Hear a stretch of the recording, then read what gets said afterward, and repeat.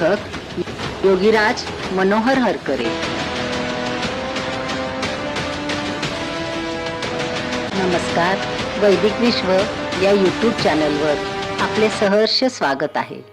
महाभारत योग रहस्य भाग 9। अधि म्हणजे स्वाधीन आणि रथ म्हणजे जीवनाचा रथ। ज्याला आपल्या जीवनात ज्ञान प्राप्ती करण्याकरिता सूत म्हणजे साधना करून पुढे जावयाचे आहे, अशा साधकातील वृत्तिस्थैर्याला व्यास सूत अधिरथ असे म्हणतात। या अधिरथाला ज्ञानगंगेतून वाहणारा कर्ण मिळाला आणि अधिरथाने अपूर्ण ज्ञानात आनंद मानणाऱ्या राधेला त्या कर्णाचा पुत्र म्हणून सांभाळ करण्यास सांगितले। म्हणूनच व्यासांनी कर्णाला सुतपुत्र व राधेचा पुत्र राधेय अशी निरनिराळी नावे दिली आहेत। श्रवणालाच ज्ञान मानण्याची बुद्धी हीन असल्यामुळे कर्णाला हीन जातीचा सुतपुत्र मानण्यात आले। परंतु कर्ण शरवेद करण्यात आणि बुद्धीच्या पल्ल्यात श्रेष्ठ होता, म्हणून त्याचा परिचय झाल्यावर दुर्योधनाने मत्स्य देशाचा राजा बनवून त्याला आपल्यासह ठेवले। मत्स्य म्हणजे गंगेतील फल आणि ज्ञानगंगेतील फल म्हणजे केवळ श्रवणबुद्धी मानणारा मत्स्य देश होय। कर्ण अशा तऱ्हेने मत्स्य देशाचा अधिपती झाला, परंतु तो वाईट वृत्तीच्या दुर्योधनाचा मित्र असल्याने त्याची देशरूप स्थिर भावनासुद्धा वाईटच होती। तेव्हापासून पांडवांचा ज्येष्ठ भ्राता राहूनही कर्ण पक्षपाती राहिला। अपूर्ण वाईट वृत्ती ही वाईटाच्याच संगतीत राहणार। कर्ण दुर्योधनाचे असे अतूट सख्य शेवटपर्यंत अबाधित राहिले। अशा तऱ्हेने कर्णाला राज्य देऊन राजा करून त्याला दुर्योधनाने आपल्या मानल्या गेलेल्या क्षत्रिय जातीत आणण्याचा आटोकाट प्रयत्न केला, परंतु ज्ञाते कर्णाला सुतपुत्र म्हणजेच नीच जातीचा, नीच वृत्तीचा मानत असत, असे संपूर्ण महाभारतात व्यासांनी कथेद्वारे दाखविले आहे। द्रौपदी स्वयंवराच्या वेळी कर्णसुद्धा गेला होता, परंतु द्रौपदीने तो शूद्र सूतपुत्र असे सांगून त्याच्याबरोबर विवाह करण्याचे नाकारले। द्रुतगतीने आत्मज्ञान प्राप्त करू शकणारी द्रौपदी वृत्ती स्वतःला केवळ शाब्दिक पांडित्याद्वारा आत्मज्ञान प्राप्त होऊ शकते असे मानणाऱ्या कर्णवृत्तीला आपला पती म्हणून कसा स्वीकारेल? नंतर आलेल्या अर्जुनाने एकच ब्रह्म भेदणाऱ्या बाणाने मत्स्याचा डोळा फोडून द्रौपदीला पणात जिंकले। तेव्हापासून कर्णास अर्जुनाविषयी अधिकच द्वेष वाटू लागला होता। म्हणूनच कर्णाने दुःशासनाद्वारे केलेले द्रौपदीचे वस्त्रहरण बिनदिक्कतपणे पाहिले। पांडवांना वनवास करविला। 1 वर्षाच्या अज्ञातवासामध्ये दुर्योधनाबरोबर त्याने विराट राजाच्या विराट नगरीवर हल्ला करून विराट राजाच्या गायी पळविण्याचाही प्रयत्न केला। या उत्तर गोग्रहणात कर्णाने एका देवगाईला इतके मारले की गाय अर्धी जमिनीत गाडली गेली।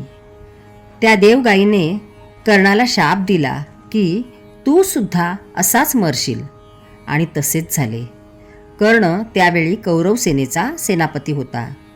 त्याचा तो दुसरा दिवस होता। कर्ण 2च दिवस सेनापती होता। आपल्या ज्ञानाची माहिती आधी कानानेच होते व कानसुद्धा 2च असतात। कर्णाने विश्वासाने दुर्योधनाला सांगितले की तो सर्व पांडवांना नष्ट करेल। इतक्यात अर्जुनाशी युद्ध करता करता कर्णाच्या रथाचे एक चाक अर्धे जमिनीत खचले। शरीररूपी रथाची 2 चाके असतात, एक मन व दुसरे विवेक बुद्धी। कर्णाचे विवेक बुद्धी रूप चाक जमिनीत खचले। त्या चाकाला बाहेर काढण्याच्या हेतूने कर्ण रथावरून खाली उतरला आणि चाक बाहेर काढू लागला। त्यावेळी भगवान श्रीकृष्ण अर्जुनाला म्हणाले की आता कर्ण तर्क वितर्क रूप शस्त्र अस्त्रविहीन आहे आणि कर्णाला मारण्याची योग्य संधी हीच आहे। कर्ण त्यावेळी कथित धर्माची आठवण देऊन सांगतो की निशस्त्र शत्रूवर हल्ला करणे हा अधर्म आहे। श्रीकृष्ण त्यावेळी म्हणतो की त्या अधर्मी कर्णाला अधर्मानेच मारणे हाच खरा धर्म आहे. अर्जुनाने आपल्या ब्रह्मरूप बाणाने कर्णवृत्तीचा अंत केला.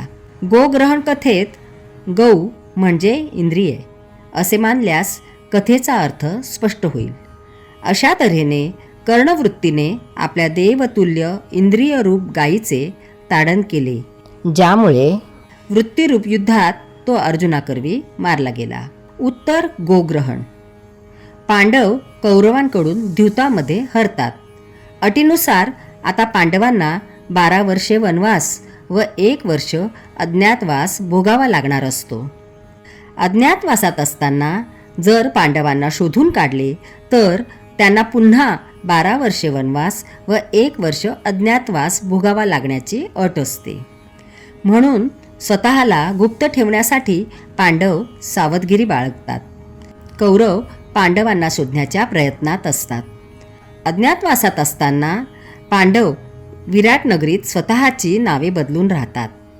ज्येष्ठ भ्राता धर्मराज विराट राजाच्या सभेत कंक नावाचा ब्राह्मण, भीम बल्लव नावाचा स्वयंपाकी, अर्जुन नाचगाणे शिकविणारी स्त्रीवेशधारी बृहन्नडा, द्रौपदी राणीची खास दासी आणि नकुल सहदेव अन्य प्रकारचे राजाचे नोकर म्हणून वास्तव्य करतात.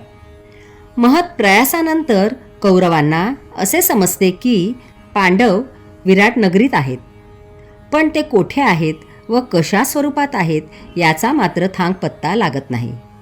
म्हणूनच पांडवांना शोधून काढण्यासाठी दुर्योधन विराट नगरीवर हल्ला करून विराट राजाच्या गायी पळविण्याचे ठरवितो.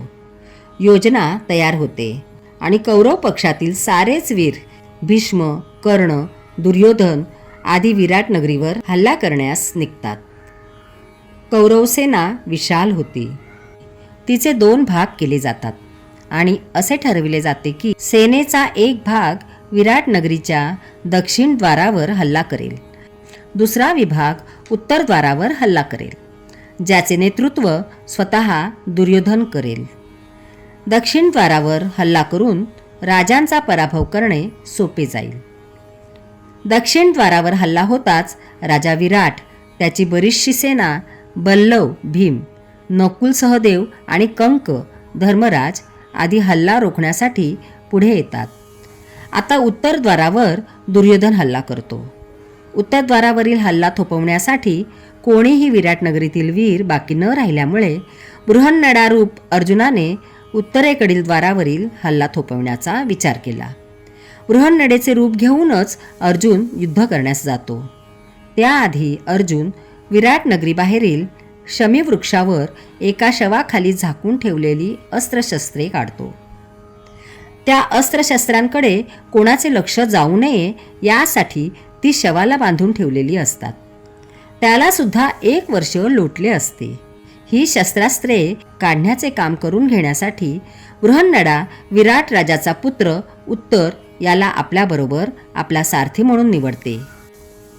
उत्तर यास मोठे आश्चर्य वाटते की बृहन्नडा जी त्याला गाणे बजावणे शिकवित असे ती आज अचानक वीरासारखे वर्तन कशी करीत आहे. त्यावेळी अर्जुन त्याला आपले खरे रूप दाखवितो आणि त्याला बजावतो की या बाबतीत कोणाजवळही काही बोलू नको. भारतातील प्राचीन योग साधनेच्या प्रसारासाठी या चॅनलची निर्मिती करण्यात आलेली आहे. माहिती आवडल्यास चॅनल सबस्क्राईब करा, इतरांना शेअर करा. पुन्हा भेटूया पुढील भागात. धन्यवाद.